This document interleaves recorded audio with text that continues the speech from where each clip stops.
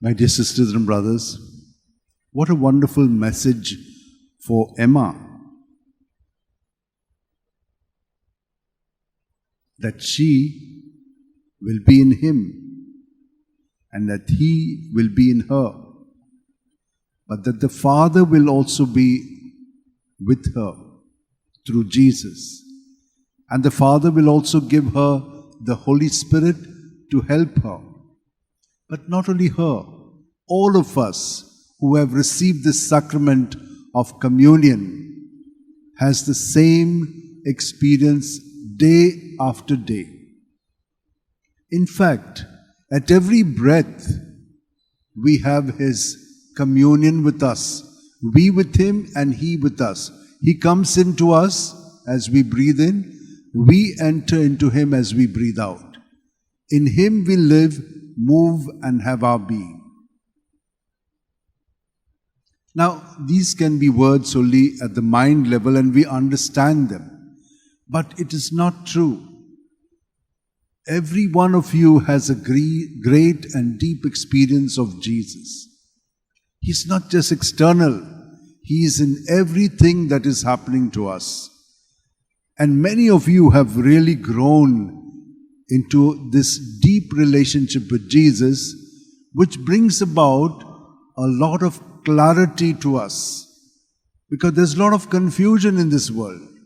We are confused. Why? Wherever there's evil, there's confusion. Wherever there is God, there is peace, order, and harmony. We may think that the world is simply going away from good. No, there is a lot of good. Even in the bad people, there's a lot of good, because God is dwelling in each one of our hearts. But evil has worked its way in us. And how does evil work its way in us? Right in our thought patterns, the way we think. There is some illogic in our thinking. We conclude wrongly many things. So we are not able to see these scripts which are controlling our lives. That is how evil has found its way right deep inside us and controls us, keeps us in bondage. Having eyes, we do not see. Having ears, we do not hear. People are telling us many things, and through them actually God is telling us what is happening to us. But we, with our eyes open, cannot see it. With our ears, we can't hear it. Why? There's a block in us. We can't see it. And that's where we need to work daily. And how do we work? Surrender your thoughts, your feelings, good, bad, ugly, whatever they may be. At your breath out, just get them out of you. In Jesus' name. Because He has died. In His name we have freedom from sin and evil. So whatever may be there within you, in Jesus' name, Jesus, Jesus, Jesus, just get it out of your system. And you will see the miracles that take place. He will bless it. The good things He will get back to you multiplied. The bad things He takes away. The next breath, all His goodness is filled in your body, mind, and spirit. It is but natural. If you just take a dish and you put water in it, water is pure, and what content is there in the dish comes into the water and you throw it out. The second time you fill it, the remaining part of what is there in the dish comes in. You do it a little bit of cleaning and you throw it out. Then you use the detergent, the swab, the scrubber, and then afterwards you clean it up. It's not clean yet. So 5, 6, 7 times you'll have to rinse it with water. And then finally, the pure water is pure in the dish. In that same way, Jesus, who is there with us as life at every breath, makes us more and more pure in His name. And every time we do that, we become internally clean. And when you do this just before you go to bed, what happens is, the whole night, Jesus is now active in us. You have given yourself to Him. Now He puts all those internal scripts and programs which are there right. He takes it away. He undoes them. By morning, the first thing we must do is just unite ourselves to Jesus in the same way. Take your rosary, both for the night and morning, and on each bead, as you breathe in, just empty all the things out. And while you finish the whole rosary, you will see that you will be very cool and calm. Why? Because you're not centered on self, you're centered on Jesus. And as I said to you, evil has made his way inside us, and that's why we are in confusion, disorder. But when you give all that disorder, confusion to Jesus, He will make you internally free. And His presence will bring you peace, joy, energy, everything, creativity. This whole night you will spend like that. By morning, when you do it again on the beads, you'll be confirmed. Whatever you study, when we do as students, we have to first listen to it, understand it. Then what we do, we revise it. Why do we have to revise it? Because when we revise it, it gets fixed in our mind. Now there is short-term and long-term memory. So you may remember it right now, but by the end of the day, you have to repeat it again so that it remains there. On the following day, if you do it once, you will still remember it. And if you do it for 7 days, it will get into your subconscious level and it will become part of you. But you have to occasionally repeat it. And for this reason, we come every time to receive Jesus so that we are rejuvenated in Him. It's not mechanical.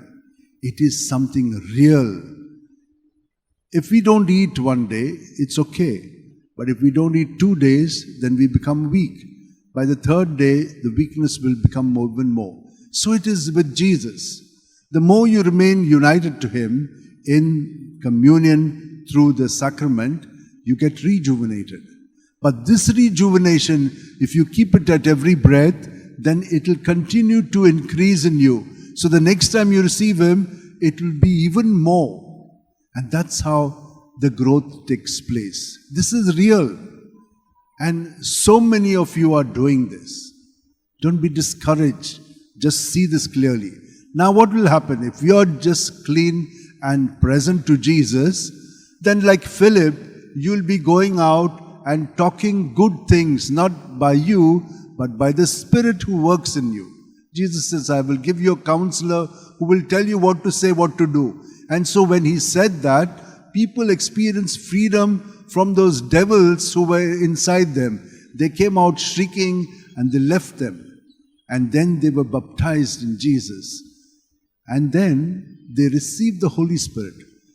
Philip didn't give. The church, through Peter and John, they came as the leaders and they laid their hands and they received the Holy Spirit. That is why confirmation is given to us by the bishop.